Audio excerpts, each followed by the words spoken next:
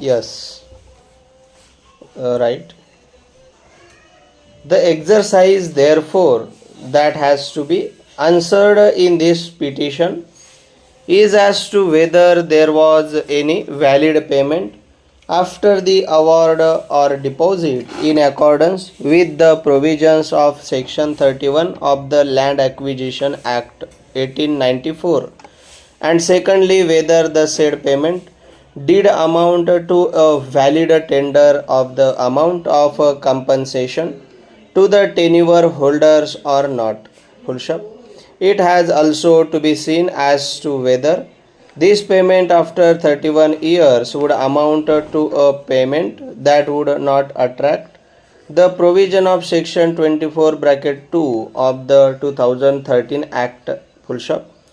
In order to attract the provisions of section 24 bracket 2 of the 2013 Act, the fiction provided for therein of a deemed lapse has to be pressed into service, for which the necessary ingredient would be the existence of a fact which has to be contemplated in order to apply the fiction. Thus, the fact should be presumed to be in existence as on the date of the enforcement of 2013 Act in order to invoke the fictional clause as contained in section 24 bracket 2 of the 2013 Act para. The question is as to whether what should be the date of payment of compensations in order to attract the aforesaid fiction. Full stop.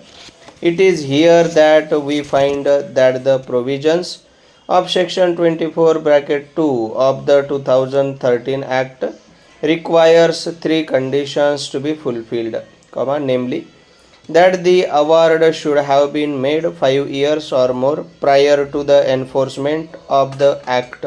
Full stop. The aforesaid condition is fulfilled in the present case and the possession was also taken. Full stop. The payment has been made in 2011.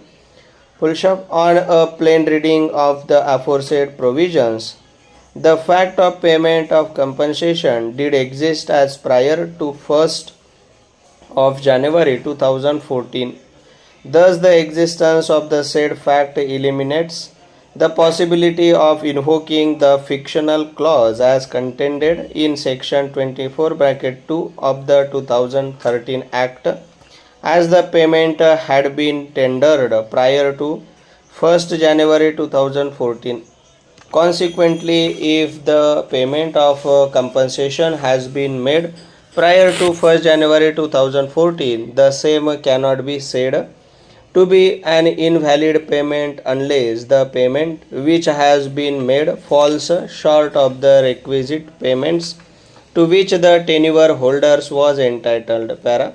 In our considered opinion, if the payment which has been tendered to the petitioners by way of checks, which is literal payments as against the amount calculated under the award, is short of the amount which ought to have been paid to the petitioners under the award, been in the event the said payment cannot be said to be the full and complete payment as contemplated under the award. Full stop. If that be the situation, then the petitioners can claim the benefits of section 24 bracket 2 of the 2013 Act, provided there is an evidence to the effect that the payment made to the petitioners falls short of the payment of which the petitioners were entitled under the award. Para. In this view of the matters, the levy petition period of 5 years, as was urged on behalf of the petitioner, would not come to the advantage of the petitioners, because the said period of 5 years is to be calculated only for the purpose of computing the period of the date of award 5 years prior to 1st January 2014. Full stop. The said levy period is not in relation or to contemplated to apply for possession and payments of compensation that can be prior to 1st January 2014.